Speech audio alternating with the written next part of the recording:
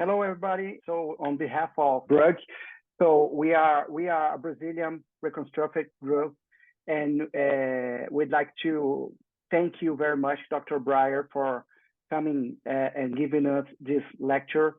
So we are a group of Brazilians that do reconstructive. So we are gathering everyone to create a group that can have lectures and have thoughts of reconstructive. And we do a lot of um, meetings about reconstructive, but we're still working, going on about being a team or being a group that is officially good for Brazil to represent us uh, in our country and abroad. So we'd like to thank you very much for coming for this lecture and give us a thought about how can we share our experience and be part of the group. And I would like to also introduce you to other Brazilian groups. I'd like to invite Dr. Rodrigo Krebs. He's going to show us some cases for today, and we'd like him to say something about Brugge also for you, Dr. Brian. Thank you. Well, I'm really grateful to represent GERS and to be here. And I do wish I could stay for the whole hour. Unfortunately, I will need to step off around like right around 3:30. But so I'm the secretary and the treasurer of GERS, and before that was a board member. I'm a urologist in California, in the city of San Francisco. And my mentor was one of the founding members of GERS. His name is Jack Makinich. And maybe you've heard of, he's done a lot of work in trauma and helped define the use of buccal grafts and different fasciocutaneous flaps, but he's a great person. In any event, you know, we really see GERS as a highly international group, and we really value international membership and engagement. We don't, you know, the majority of the members are from North America. That said, we have a ton of members from all across the globe. And, you know, for example, we have a whole bunch of members from Colombia. We have a whole bunch of members from Argentina. And I think that the exchange has been really terrific. And we have a very global board of directors. And traditionally, every other year, we've had a president that's been either from North America or international. So actually, our president before Dr. Wessels, who's American, was my good friend Francisco Martins, he's from Portugal. He'd probably be a better representative since he speaks Portuguese and I don't. But I am nonetheless grateful to kind of have a chance to speak with you all. I do think that the GERS organization is doing some neat things that you know, I think there's some good reasons to join. Honestly, just have a couple slides, nothing too amazing. I just kind of put these together, but you know, I think this is a lot of text, but it's just to kind of go through this. One of the cool things so we've always had a meeting at the AUA national meeting. We've always had a meeting with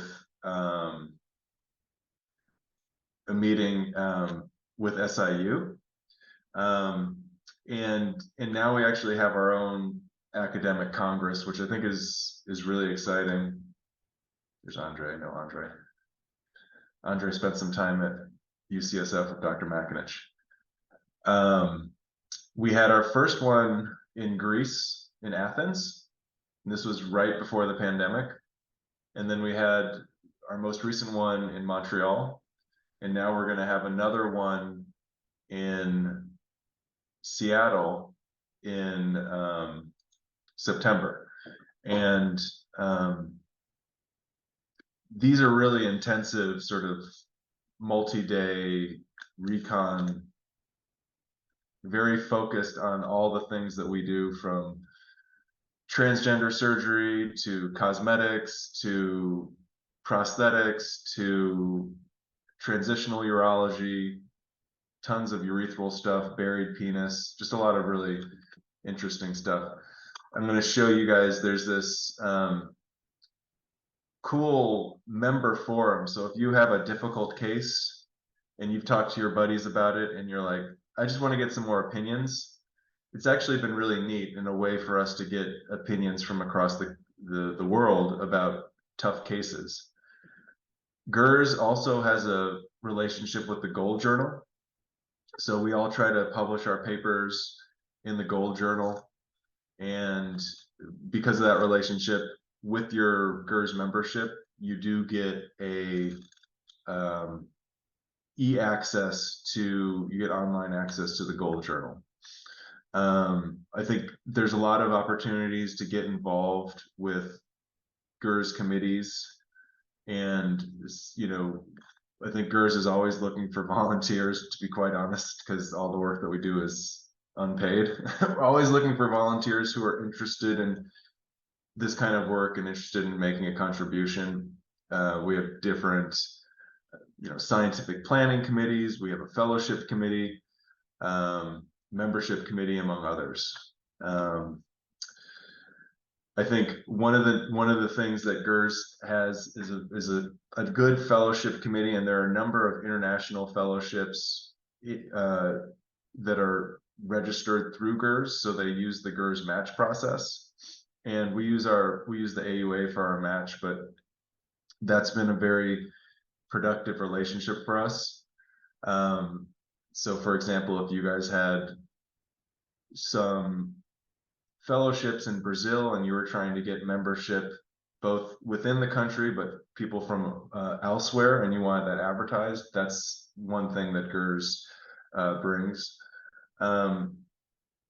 We're also, this is exciting, we have a journal club. It actually, there is this Latin American journal club. The next one is going to be done in Spanish with a simultaneous English translation, which is exciting, and maybe we'll do one in Portuguese at some point.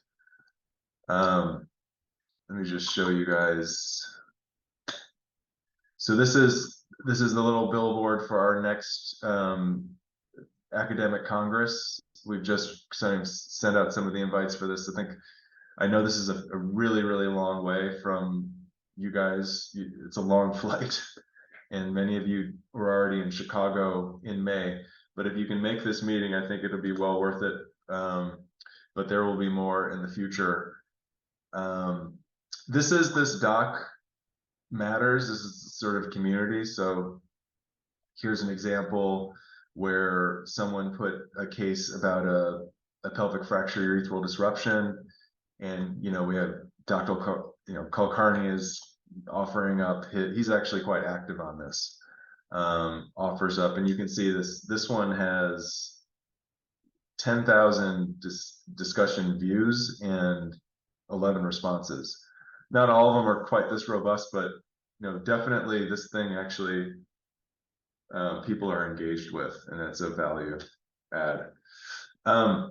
One of the things, so again, I mentioned fellowship programs. There's also a new committee that's working on doing this sort of international fellowship exchange program. So, you guys have a fellowship, maybe we send our fellow to Brazil, maybe you guys send your fellow to the States.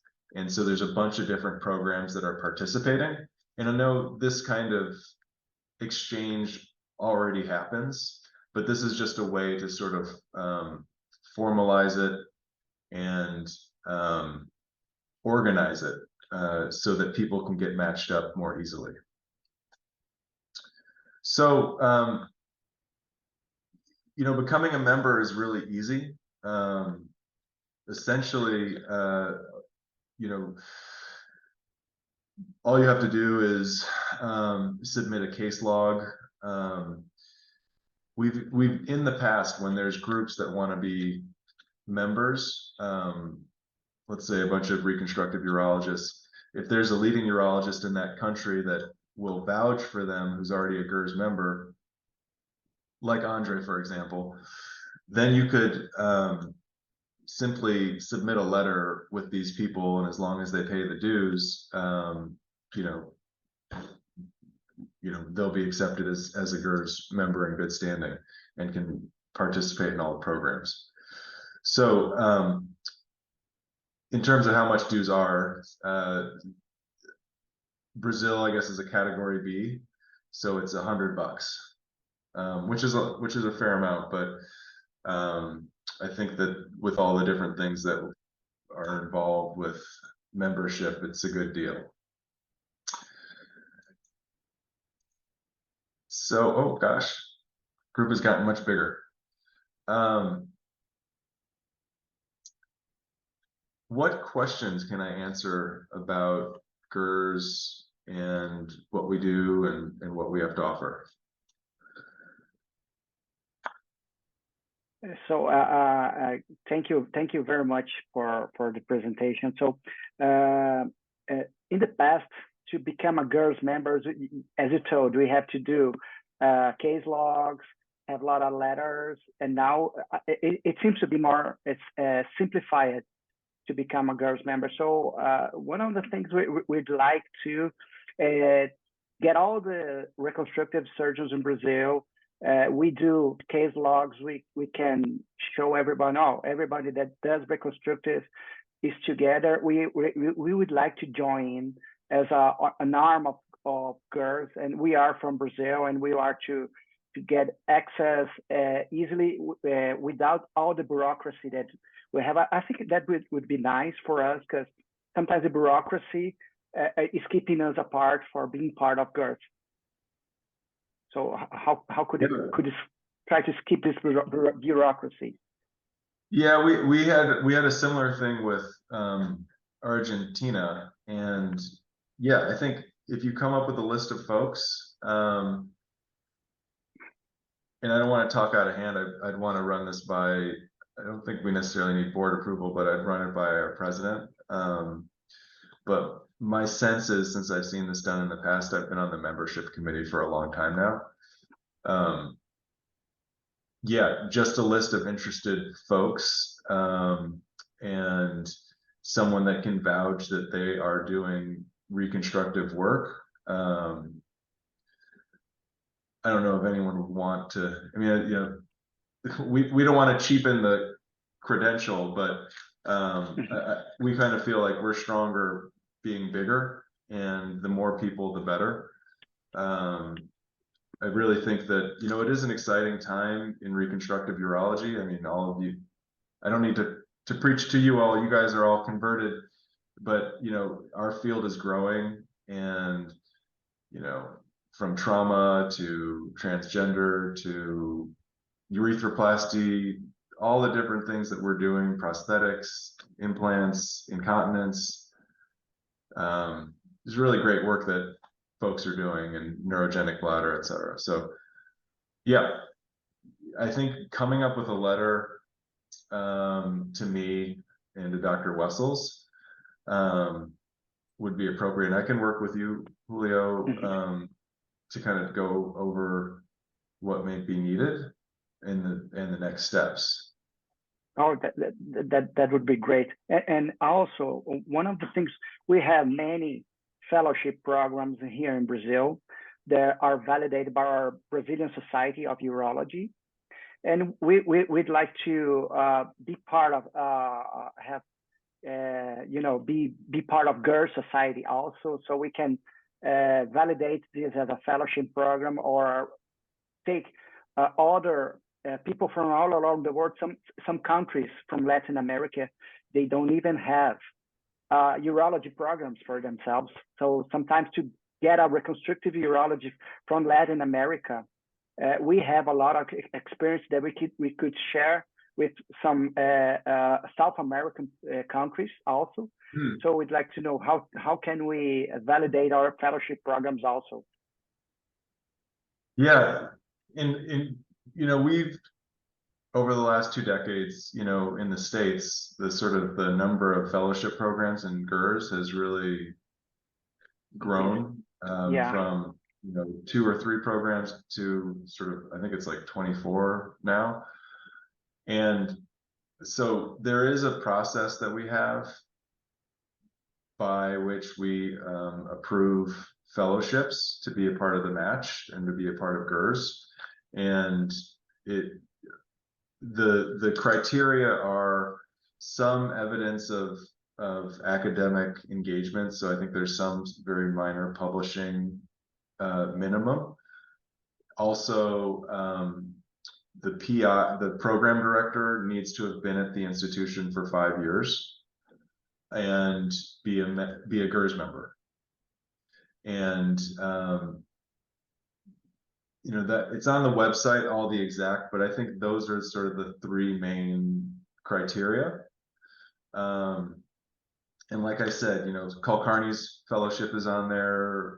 Tony Mundy's fellowship in London is on there. So there's definitely international groups that are participating, and so I don't see that would be a problem as long as all the criteria are met. Oh, if someone in the meeting wants to ask Dr. Breyer some I have one question, a simple one. Hello, Dr. Breyer. I'm Dr. Diaz Aderivaldo from Brasilia, the capital, Brazil. Just one question. I'm with the website open here by my side, and there's no requirement to be an active member of your national society. In our case, the Brazilian Urological Society, the Brasileira de Urologia. So just to be clear, we are all members, of course, but someone may not be. Is it a requirement or not? To be a fellowship director that's in no, to be a member of GERS is if it is needed, if it's a requirement for you to be also a member of your national society of urology. I don't think so. Okay. I don't think that's just a question. Yes. Yeah. Okay. Dr. Breyer, I may have a tough question if you feel uncomfortable to answer me. But do you think that when you create the girls, it is better to be a little bit away from the AUA mainstream, and it helped to develop more the reconstructive fellowship programs, or to capitalize more the reconstructive networking apart from the AUA itself? We have this issue here in Brazil. We think that we have our own main society, but they're more focused on oncology or BPH or whatever. If you feel free, tell us your experience, please. No, thank you. Yeah, the society has a lot to offer, but you're right. I agree. I mean, our field is very oncology dominated, and you know, on one hand, we need to play ball and try to be good partners and get as much of our content at the national meeting as we can, and get representation on key committees, and get sort of to add legitimacy to what we do, so that we're, you know, respected and what we do is valued. But yeah, I agree. And, you know, the GERS organization is definitely one that wants to have an eye on being international. We feel that unlike some cancers, you know, there's a global need for reconstructive urology that permeates all levels of society and all places of the globe. And that's definitely part of our mission, is to help with, you know, education, research. It's a good question, and we definitely feel being independent from them is important. But we do rely on them at the national meeting that they put on, and try to be good citizens. So they have our content at the plenaries, they have our courses, we have healthy sessions for the scientific content. Thank you. And Dr. Breyer, as we want to settle a girls' base here in Brazil, or sometimes of win and win situation, does the girls give any kind of sponsoring for meetings, or the girls, their directors can come to Brazil, or have any source that we could help us to bring some directors to give lectures or participate in our meetings also? Yeah, we don't have anything like that set up, but I can tell you as a secretary, we'd be very interested, and we'd be very,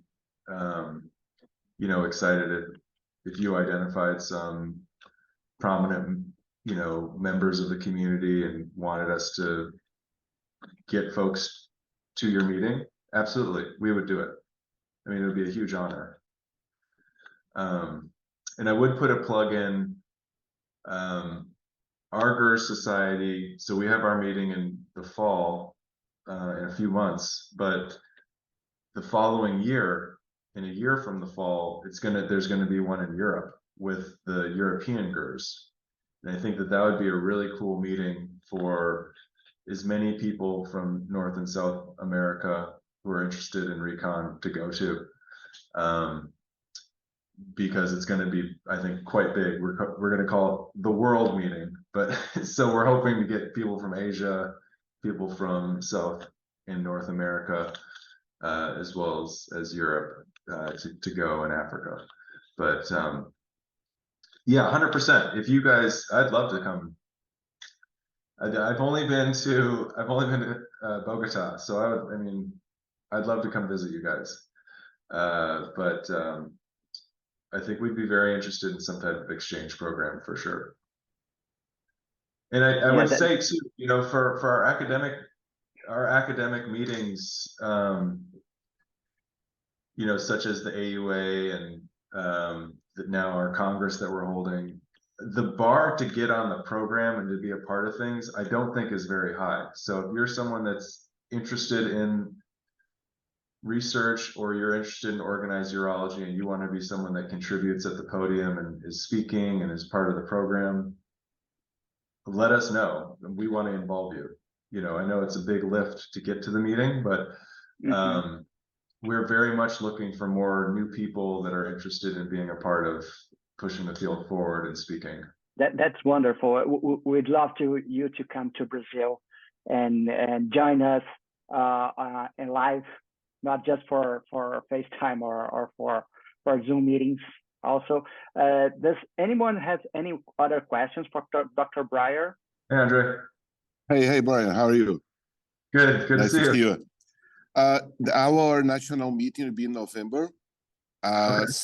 A good idea, I think, is try to organize with Julio this way to collect new members, and we can work during the national meeting. We have a very strong program on recon. I think that from international, I think that Sean Elliott's coming this year. I think that Steve Brands also, Francisco Martins. There is a good number of recon guys coming, and we can get all this information about the GURS and collect maybe everyone that wants to be a GURS member. And I think that will be nice if you can organize everything until November. Great, terrific. Yeah, no, and I can work with Julio on that for sure. Anyone have consideration for Dr. Breyer? So on behalf of our group, our Brazilian group, we'd like to thank you very much for your time. And we're gathering some information, and we're getting ready for the next step. And sooner we'll have a list of Brazilian people that want to join GERS also. And maybe we can get together more often and stay connected with GERS Society. Thank you very much, Dr. Breyer. Well, I want to thank each of you. Honored to represent the society, and you know, it's incredible to meet all of you, and I'm looking forward to hopefully more collaborations in the future. Take care. Have a great meeting. Thank you very much. Bye-bye. Então, pessoal, vamos dando continuidade. Acho que foi muito legal aí a participação do Dr. Breyer. Ele deu umas ideias de como que a nossa sociedade aí vai evoluir, os próximos passos para a gente se internacionalizar, né? E a gente transformar aí o nosso grupo de WhatsApp em alguma coisa um pouco mais sólida, né? E virar uma sociedade, não uma sociedade que vai concorrer com a SBU, mas uma sociedade que a gente possa ter dirigir os ventos da sociedade e que a gente possa organizar junto com a SBU. A gente está fazendo a nossa força da reconstrutiva, né? Então, vamos dar seguimento. O Rodrigo, você quer apresentar a sua residente aí para a gente continuar a reunião e discutir os casos? Obrigado, Júlio. Boa noite a todos. É uma honra estar aqui mais nesse evento aqui do BRUG, em especial esse com o Dr. Breyer lá de São Francisco e, enfim, esses passos importantes que a gente já tem discutido a respeito da questão de nos inserirmos lá na GERS e podemos aproveitar mais essas oportunidades de intercâmbio com eles. Eu vou apresentar então a Fabiane Zivanov. A Fabiane é residente aqui do Serviço de Urologia do Hospital de Clínicas de Curitiba. Ela preparou 2 casos para a gente discutir hoje à noite. Um caso relacionado à questão de estenose de ureter e um outro caso de estenose de uretra mais clássico. Então, para a gente poder aproveitar aí a experiência de todos e aprendermos um pouco mais aí sobre as técnicas, a versatilidade, como que está a experiência do grupo na abordagem desses casos. Eu vou passar então agora para a Fábio, eu chamo carinhosamente ela de Fábio, então para a Fábio para apresentar os casos para nós e depois a gente iniciar a discussão. Obrigado. Primeiramente, boa noite a todos. Agradeço muito o convite do Dr. Rodrigo, especialmente, mas de todos vocês. Então, vou compartilhar minha tela aqui para a gente dar início à apresentação dos casos. Então, dando início à apresentação dos casos, vou começar com o primeiro, que é da paciente LM, paciente de sexo feminino, de 31 anos. É uma paciente que, de história prévia, apresentava transtorno de ansiedade generalizada e de medicações de uso contínuo, fazia uso de fluoxetina a 40 mg. De cirurgias prévias, essa paciente tinha uma história de parto normal, um implante de catéter duplo J que ela realizou em 2022 por conta de uma pielonefrite obstrutiva. Então, essa paciente de histórico urológico dela começou em julho de 2022 em um hospital externo, em realidade. Essa paciente teve um episódio de pielonefrite obstrutiva à esquerda, ela tinha um cálculo de 7 milímetros mais ou menos em ureter médio, e por esse motivo foi realizado um implante de catéter duplo J. Em dezembro de 2022, ela deu início ao acompanhamento com a gente ali no Hospital de Clínicas. Ela veio com desconforto relacionado ao uso de catéter duplo J, então numa consulta ambulatorial, e por isso foi internada para a realização de ureterolitotripsia após realização de exame de imagem. Vou mostrar o exame de imagem para vocês posteriormente. Durante a ureteroscopia dessa paciente, a gente não conseguiu progredir com o ureteroscópio semirrígido na altura do ureter médio para proximal, devido a uma área de estenose que a gente constatou tanto pela ureteroscopia quanto por pielografia. Então, não foi possível alcançar o cálculo, a gente realizou somente a troca do catéter duplo J e a pielografia. Aqui está a imagem do catéter duplo J com um cálculozinho ali apontado na ponta da seta, espero que dê para conseguir ver adequadamente ali. Aqui no canto da tela, no canto esquerdo da tela de vocês, vocês estão conseguindo ver uma das imagens da nossa ureteroscopia. A gente tentou tirar foto ali da área da estenose, na ocasião a gente até biopsiou, veio somente a área inflamatória. E aqui do lado direito da tela, a região que a gente está mostrando a pielografia da paciente. Lembrando que a pielografia só foi possível ser realizada de maneira retrógrada. Então, seguindo com o histórico urológico da paciente, ainda em dezembro de 2022, a gente costuma discutir os casos mais difíceis em visita colegiada, a gente optou pela retirada do catéter duplo J à esquerda da paciente e um implante de nefrostomia esquerda para promover o descanso ureteral e conseguir delimitar melhor essa área de estenose que não estava muito bem esclarecida. Em março de 2023, então, a gente fez essa pielografia após em torno de 90 dias de descanso ureteral para delimitar bem a área de estenose no ureter esquerdo, que foi bem delimitada, vocês vão ver mais para frente. E a gente discutiu novamente após a pielografia, em que a gente optou, então, por realizar uma ureteroplastia esquerda com enxerto de mucosa oral videolaparoscópio. Então, aqui mostrando para vocês a pielografia que foi feita após o descanso ureteral, dá para ver que é uma área de estenose um pouquinho mais extensa, né, de em torno de 3,5 centímetros. Então, aqui só para organizar, né, a gente fez uma timeline da paciente, então, paciente de 31 anos, que começou o acompanhamento urológico em julho de 2022, em que ela implantou um duplo J à esquerda por pielonefrite obstrutiva, com cálculo de 7 milímetros no ureter proximal. Paciente, então, em dezembro de 2022, foi submetida a uma tentativa de ureterolitotripsia, que acabou virando uma ureteroscopia à esquerda somente por conta de uma estenose nesse ureter. Foi feita uma pielografia sugestiva de estenose e a gente acabou somente trocando o duplo J. De janeiro a março de 2023, então, a gente deixou essa paciente em descanso ureteral, somente com a nefrostomia esquerda, sem catéter duplo J. Em março de 2023, a gente fez uma pielografia após o tempo de descanso ureteral, que a gente constatou uma área de estenose aí de aproximadamente 3,5 centímetros. Então, para a correção do problema do paciente, em abril de 2023, ela foi submetida a uma ureteroplastia com enxerto de mucosa oral videolaparoscópico por conta dessa estenose. Hoje em dia, encontra-se em acompanhamento ambulatorial com uma boa resposta. Então, vamos para o caso 2. Fábio, eu vou interromper, porque a gente vai fazer um pouco de discussão do caso 1, Fábio, para a gente, daí, depois eu venho para o caso 2. Fábio, eu vou pedir para você voltar lá nos primeiros slides, onde a gente vai falar, quero falar um pouquinho, perguntar ali, na verdade, trocar uma experiência, né, Júlio? Você faz, como é que é a tua experiência aí sobre esse tipo de caso?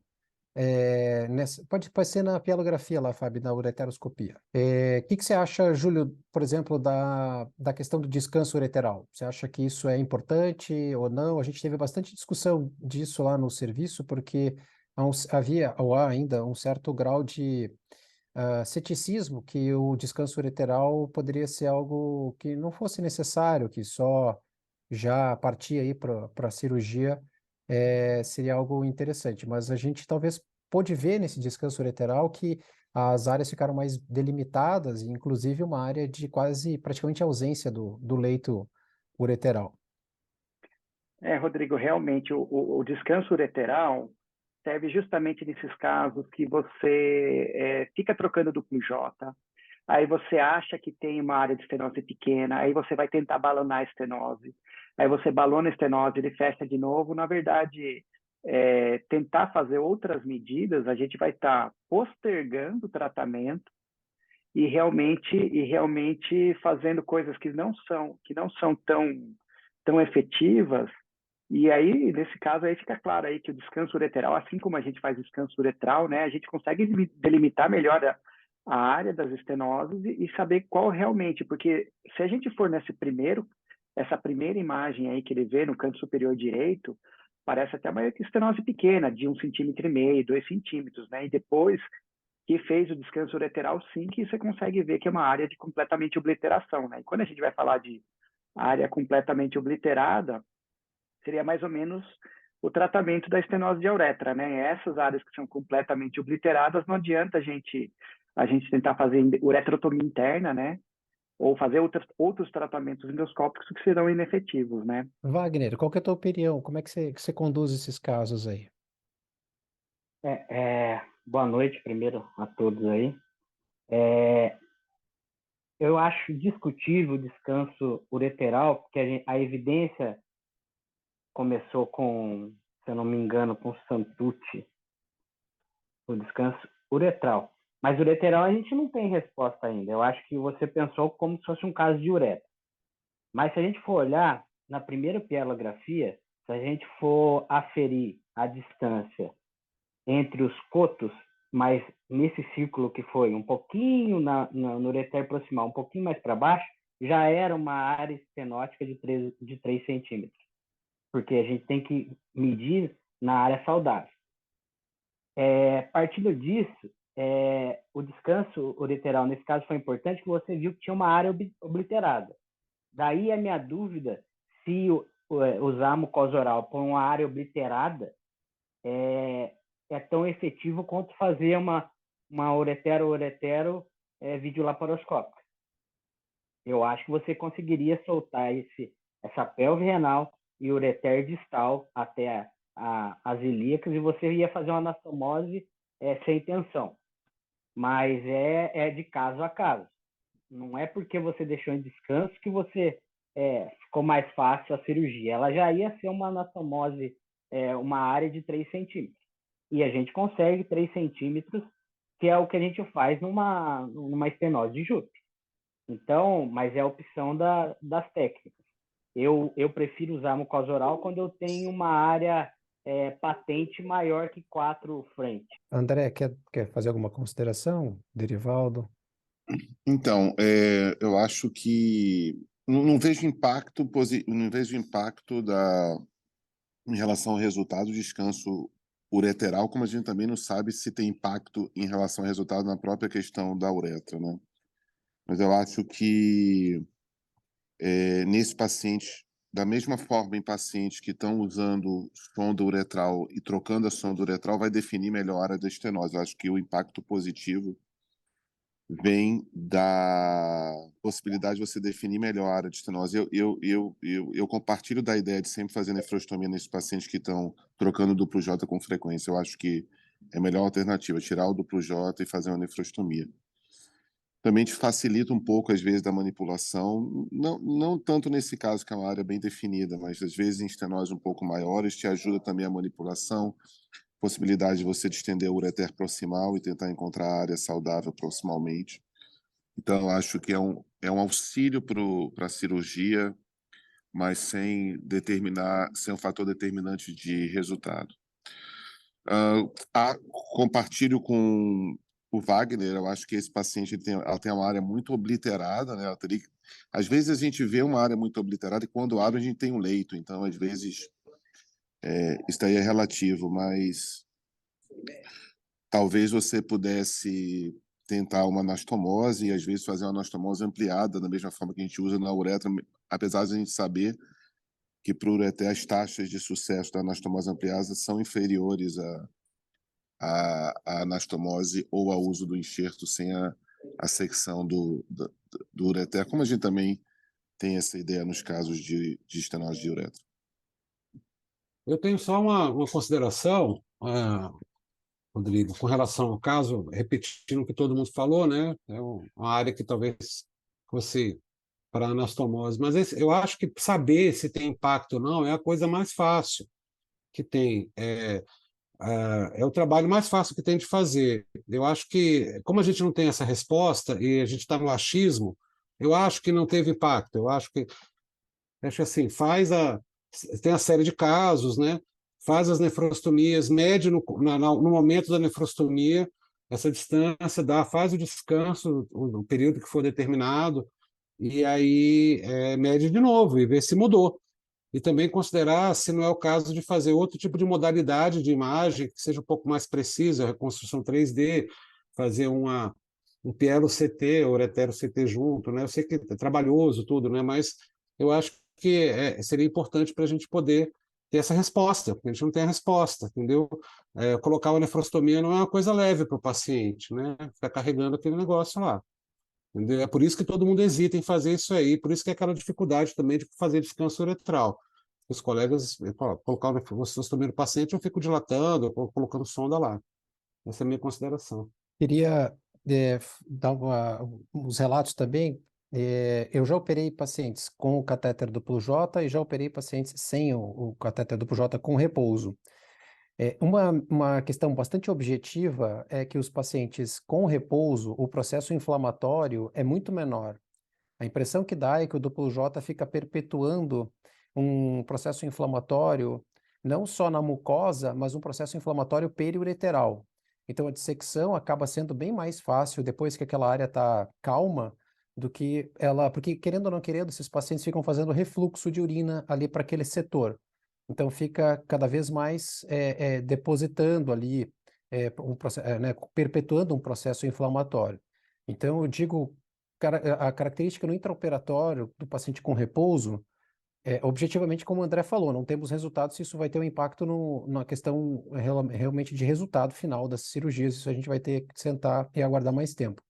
Mas no intraoperatório, né, a manipulação cirúrgica, o sangramento e a delimitação da mucosa foram sempre muito melhores nos pacientes com repouso. Outra questão que eu acho que o repouso, aí, outra coisa nesse caso, falando especificamente, né, desse caso, o que a gente viu ali? Havia sim, Wagner, até respondendo a tua indagação, havia sim uma área obliterada, completa, mas ela era uma área bem pequena, a ponto que foi possível fazer uma estricturoplastia ali no local. Eu retirei a área fibrosada e, e a gente fez fez uma aproximação da mucosa, e aí deu para cobrir o resto com a mucosa oral, como é classicamente descrito. E uma terceira questão que eu acho que é interessante, e para nesse caso em especial, foi razoavelmente, não deu tanto quanto eu queria, mas a presença da nefrostomia permite que você coloque um flexível por cima e te ajude a delimitar, porque a distância da parte superior para a parte inferior é menor. Então, para a delimitação da estenose com o flexível, via nefrostomia, em tese, um pouco melhor do que se a gente colocasse o flexível por baixo, como também descrevem quando o paciente não tem nefrostomia. Então, acho que, claro, o assunto está em estudo. A minha impressão, como cirurgião que já operou casos com repouso, sem repouso, entendo, foi um trabalho árduo, até a Fábio foi uma das pessoas responsáveis por convencer essa paciente a fazer o descanso, uma paciente com bastante ansiedade, um perfil psicossocial um pouco complexo para aceitar a nefrostomia, evidente, todos nós sabemos disso, mas eu acho que as impressões cirúrgicas é que a reconstrução ficou muito mais na mão do que quando a gente está com o catéter duplo J lá. Essa Rodrigo, paciente, Ô, Rodrigo, desculpe. não, em consideração a nutrição do enxerto nesses casos, quando é mais superior, você usa, quando é mais distal, você usa o músculo, mais superior, você usa o aumento, aonde que você deixou o enxerto, deitou o enxerto nesse caso aí? E qual que é a sua prática, mais ou menos?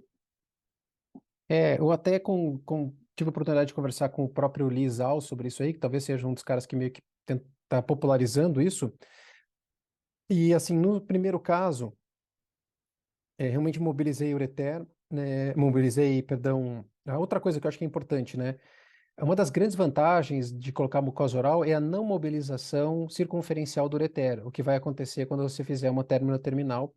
E dependendo da etiologia, por exemplo, radioterapia não é o caso aqui, esse é um caso inflamatório, mas radioterapia acho que a gente deve ponderar bastante de realizar a término terminal, porque você já tem um suprimento sanguíneo periférico ao ureter já bastante comprometido e um próprio suprimento intra-ureteral também bastante complicado. Neste caso em especial, Júlio, deu para rodar bem o aumento, eu fixei o aumento na mucosa, né? Então, ao final, depois que a mucosa estava colocada, a gente fixou o aumento na mucosa. Mas o próprio Lee está fazendo assim, do lado esquerdo, ele tá colocando o mesocólon ali, ele está fixando, então está descolando um pouco, tem que descolar muitas vezes o cólon e está colocando a parte mais externa ali do mesocólon em contato com a mucosa, suturando mesmo. Acho que é importante suturar, acho que é importante colar mesmo, não só cobrir essa estrutura. Quando está no ureter baixo, daí eu já penso um pouco diferente, até pelo acesso do ureter, da questão do aumento, e daí eu não tenho experiência, Júlio, mas eu pensaria se eu tivesse um caso, até pensei que ia ter um caso recente, mas infelizmente quando eu coloquei um caso de uma estenose de uma paciente que tinha um câncer de mama e apareceu com uma estenose de ureter abaixo do cruzamento, um pouco abaixo do cruzamento dos vasos ilíacos, à direita, e na investigação pré-operatória, ressonância e tomografia não mostravam nada de extrínseco. Eu tinha entrado com ureteroscópio, no ureteroscopia também não parecia ser nada inflamatório ou mesmo neoplásico dentro do ureter. Daí eu entrei por laparoscopia. Quando eu entrei por laparoscopia, o paciente estava com uma extensa carcinomatose peritoneal. E o que tinha ali, na verdade, era uma enorme massa compressiva sobre o ureter, que foi interpretado na ressonância como sendo uma mesenterite ou algo parecido. Então, um espessamento do mesentério, mas na verdade era carcinomatose peritoneal. É que o que parece que distal tem o músculo mais fácil para a gente colocar, né? Mas nos casos distais a gente acaba fazendo flap de bexiga, faz o boar e fica um pouco mais fácil do que a gente fazer é um pouco menos difundido fazer a reconstrução com a mucosa também, né? Alguém quer fazer pergunta do caso? Alguém quer fazer alguma consideração? Um comentário só adicional, Júlio, é que lembra, eu não sei se vocês lembram do trabalho do Sam Elliott sobre sintomas urinários em pacientes que fazem reconstruções de ureter distal baseadas na bexiga e baseadas no ureter, né? Que assim, é uma discrepância tão grande de sintomatologia urinária, urgência, frequência, e que ele falou, olha, eu acho que a gente não deveria restringir bastante essas psoicas aí e os boares, entendeu? Porque há um impacto, certo? E eu percebo esse impacto, viu? O último caso eu fiz há mais ou menos um mês, tem um mês mais ou menos, e ela fala, olha, eu estou urino mais, acordo à noite para urinar, tudo. Então, a consideração acerca da construção do ureter com esses enxertos orais e tudo mais, eu acho que tem que ser visto com muito carinho mesmo, entendeu? Talvez a gente tenha que mudar um pouco o paradigma aí, né, Júlio? Então, só para ficar claro também, a gente não pode esquecer dos tecidos autólogos, substituição de ureter com apêndice ou usando monte no ureter, são, caso o paciente tenha uma estenose longa, teoricamente, preconiza primeiro fazer uma anatomótica e, se essa estenose for longa, rodar um monte ou fazer uma reconstrução com apêndice. Mas sendo proximal é mais difícil. Então, o proximal a gente tem que soltar o rim ou soltar o ureter para fazer a anastomose. E me corrigindo, o trabalho foi do Allen Murray, né? Ele sobre descanso uretral. E na verdade a taxa de sucesso é a mesma, o que muda somente é a facilidade de identificação dos tecidos. Então eu acho que a gente vai ter a mesma resposta na uretra e no ureter. A gente vai ter a mesma taxa de sucesso, entretanto, ficou mais claro, como você falou, menos inflamação, mais fácil fazer a anastomose. Perfeito. Eu acho que, finalizando aqui essa discussão, concordo exatamente como o Wagner comentou, existem outras formas, né? O que eu acho que a grande questão aqui da mucosa oral, em especial para a uretra superior, é justamente essa questão da gente não precisar mexer em intestino, né? Que eu acho que aumenta muito a morbidade. A gente tenta fazer os procedimentos sempre por laparoscopia, agora com o advento da robótica vai ficar um pouco mais fácil para fazer as anastomoses, etc.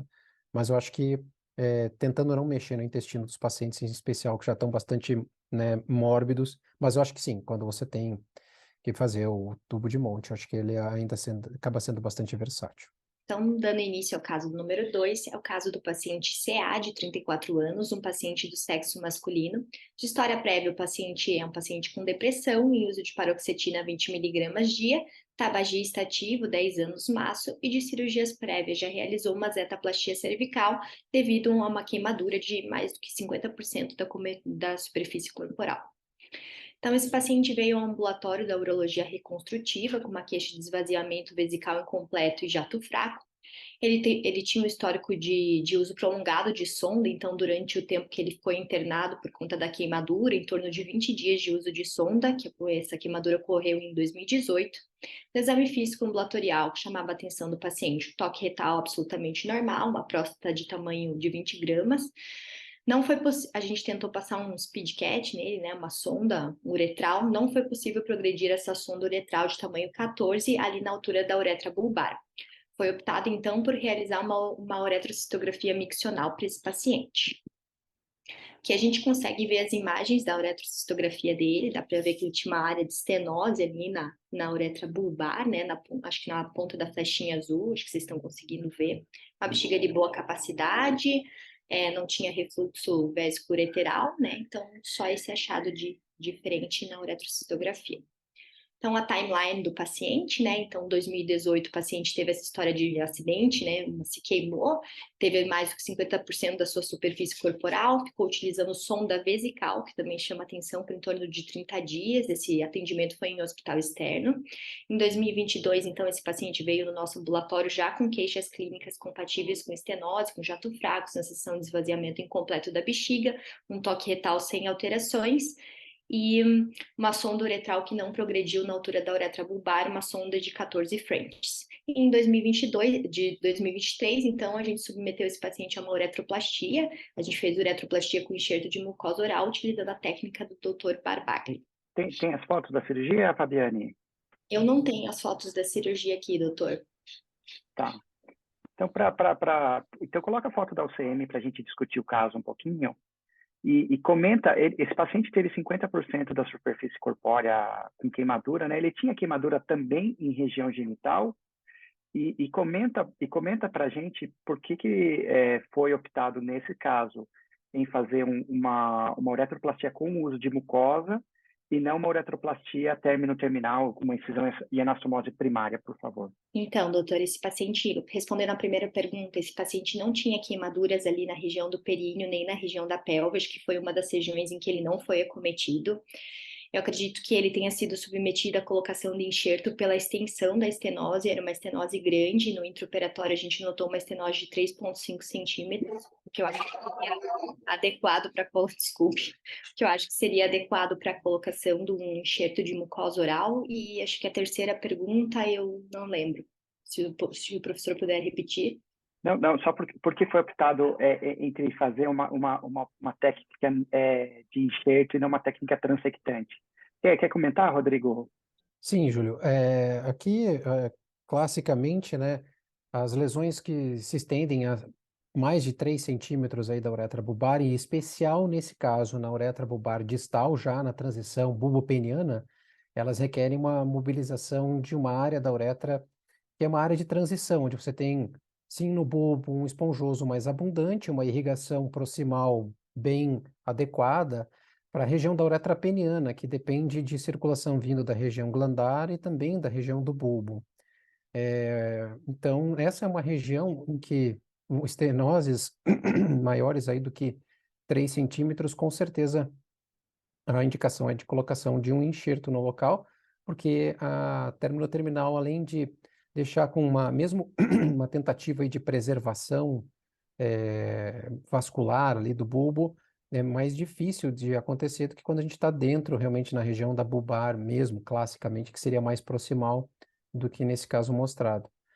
Outra coisa também, a indicação claro que se você vai, vamos imaginar só, transportar essa estenose mais para a região do bulbo, uma cirurgia preservadora, vascular preservadora, né? Ela seria talvez bem indicada, pode fazer uma término terminal clássica, acho que isso a gente também vai discutir eventualmente no futuro aí, vantagens e desvantagens de cada procedimento com preservação vascular ou não.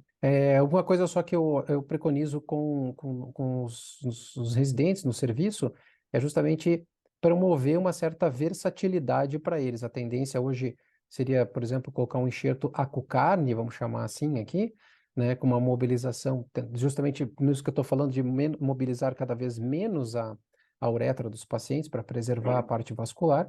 Mas nesse caso a gente optou porque ficou bastante confortável assim no momento da dissecção. A vantagem é que se você vai dissecando a cucarne e quer transformar ela num barbagli, é fácil, você só vai completar a dissecção 360 graus. Mas é interessante para que eles adquiram aí uma versatilidade técnica em fazer os procedimentos. Mas poderia ter sido aplicado nesse caso, por exemplo, um cucarne também pequeno, né? Evidentemente sem problemas também. Volta só um pouquinho na história dele, Fabiane, por favor, nos antecedentes. Nesse caso aí, a gente vê que o paciente é tabagista ativo, né? E aí ele fuma e tem também esse antecedente aí de queimadura, que é um antecedente que depleta muito o paciente. É um paciente que é desnutrido, é um paciente que tem outras considerações. A gente tentar fazer ele tem de algum certo modo alterações que dificultam a cicatrização desse paciente, né? Você costuma fazer algum tipo de preparo para esse paciente, Rodrigo? Algum preparo ou nutricional ou preparo de cessar o tabagismo? Qual que orientação que você dá para esse paciente também? Júlio, eu tenho muita dificuldade no serviço público de conseguir adequar muito bem esses pacientes. A gente tem uma gestão de filas um pouco que se tornou um pouco complexa, então, às vezes esse paciente aparece e às vezes já tem vaga para, especialmente paciente jovem, mais rápido na fila para colocá-lo para cirurgia do que o paciente idoso, que às vezes vai passar por múltiplas avaliações da cardiologia, etc. Então, a gente não consigo, na prática, estabelecer uma melhora nutricional para esses pacientes, um preparo que seria o ideal nessas situações. Então, a gente não consegue, não consigo. Rodrigo, é o Wagner. Ô, Wagner, diga lá. Então, eu concordo com a conduta, eu também teria feito essa abordagem, talvez fizesse com carne.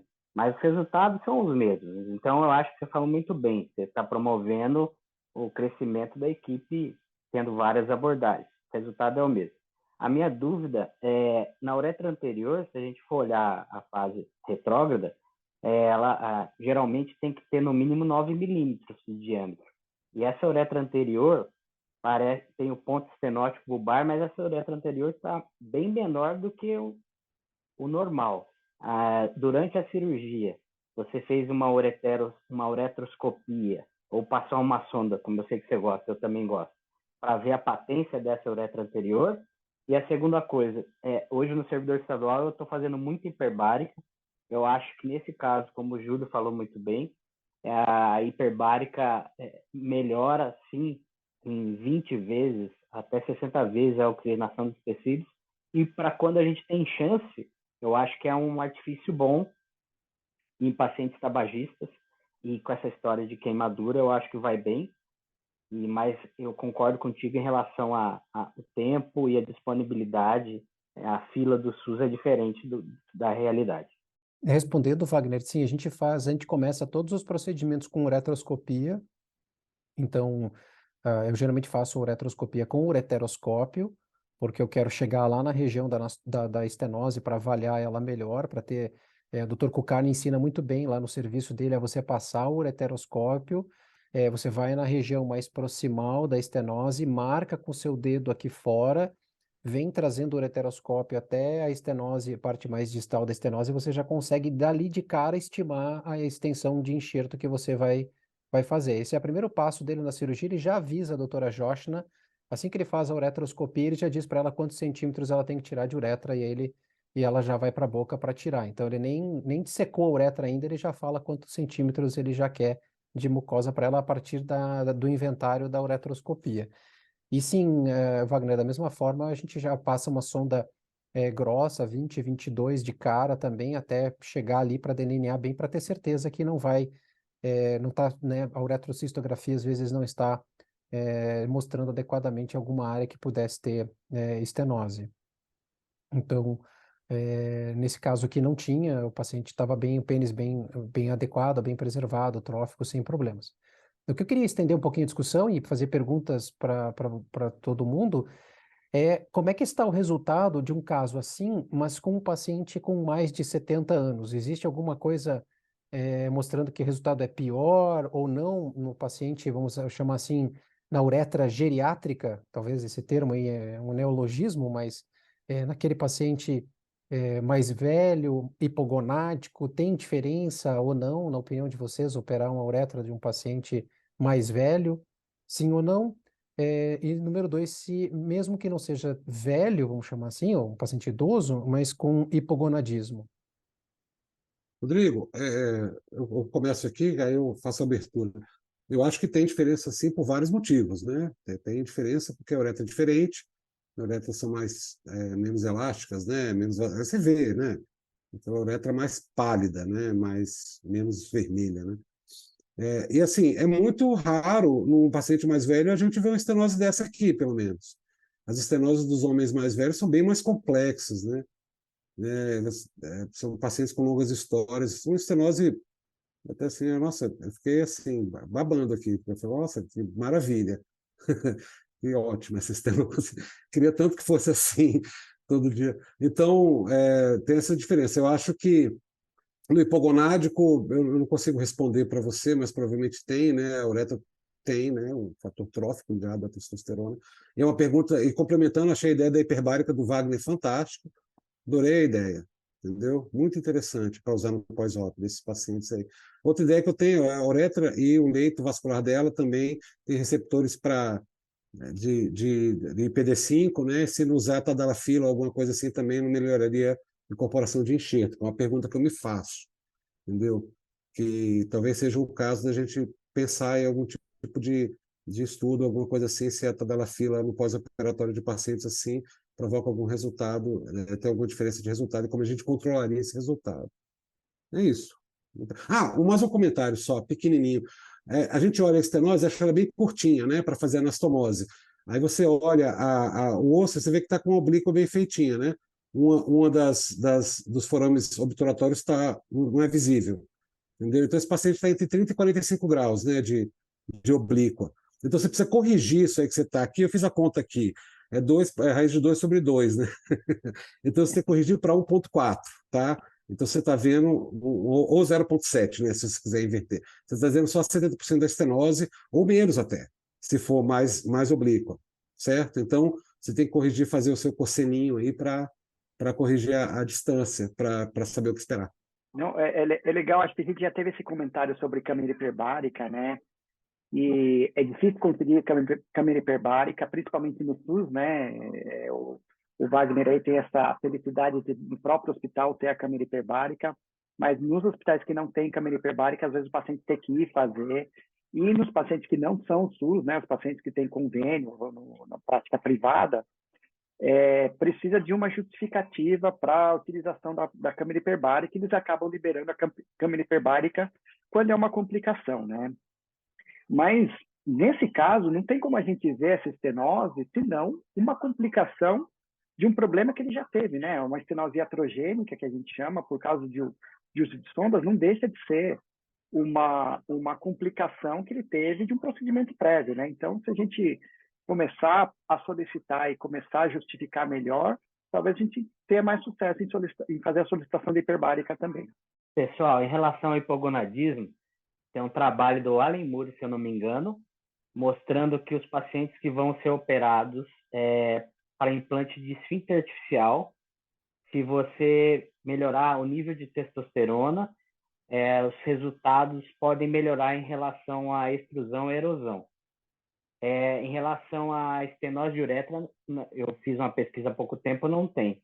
Então, há um tempo atrás, fui implantar um esfíncter com ex-fellow meu, o Thiago Cury, e quando eu cheguei, o Thiago, a primeira coisa antes da incisão, ele falou, desculpa, mas testosterona era 100 e pouco, eu repus, tudo bem? Eu falei para ele, você leu o trabalho do Alan Moore, né? Então pode, tudo bem, ele está eugonádico, vamos operar. Mas eu acredito que se os resultados de uma prótese melhoram, com certeza vai melhorar o tecido local. E sobre a tadalafila que antes era temida nos pacientes, hoje a tadalafila ajuda até no performance cardíaco, ou seja, melhora o coração. Se melhora o coração, com certeza melhora um vaso periférico como o vaso peniano. Só que a gente não tem uma resposta. Eu acho esse um trabalho interessantíssimo de fazer. Wagner, o problema da testosterona, eu concordo, eu acho que é isso aí mesmo. O problema é que uma parte dos pacientes que põem esfíncter são pacientes em tratamento de câncer de próstata, né? Então a gente tem limitações aí, né? Uma parte deles está em castração, né? Apenas um ou outro aí que a gente vai ver, né? Entendeu? Tá Mas, suprimido. Não é comum, né? Mas é só uma consideração. Mas né? até nos pacientes com Active Surveillance, a gente sabe que quando tem um Gleason 6, um SUP1, a gente pode repor. Isso já está bem claro. Difícil a gente ficar seguro, mesmo sabendo que a literatura já vai recomendo. Sim.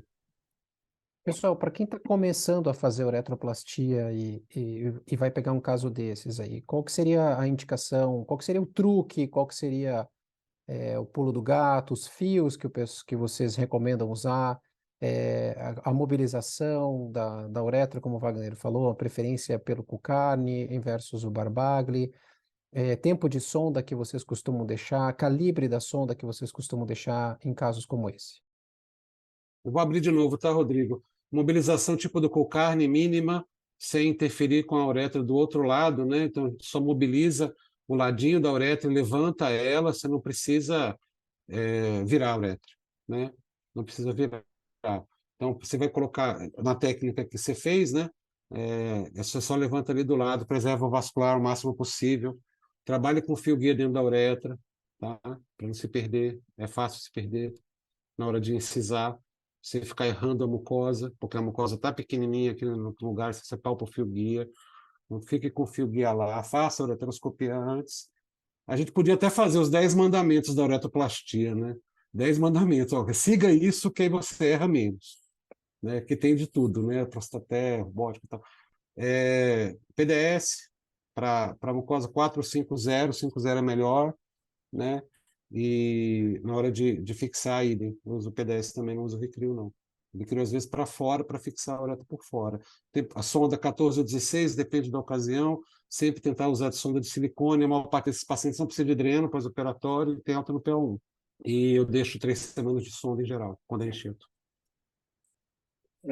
Em relação ao tempo de sonda, a gente tem aí cada vez mais, a gente está usando cada vez menor o tempo de sonda, né? Então, se o tempo de sonda é de 3 a 4 semanas, eu não vejo necessidade de ser tão estrito de fazer o uso de PDS. Então, eu sou super fã de usar Vicryl mesmo, que é um fio mais barato, no SUS é mais disponível, eu acabo usando o Vicryl para os meus pacientes também.